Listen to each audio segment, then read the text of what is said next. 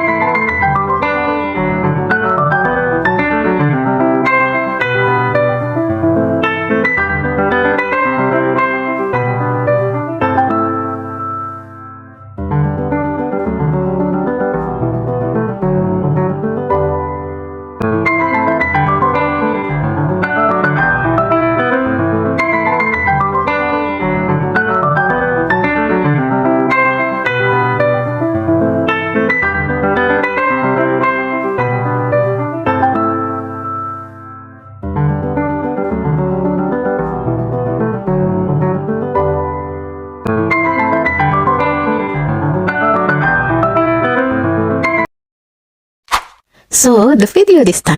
I hope you like it. Don't forget to subscribe, like, comment, and share. See ya the next video. Bye-bye.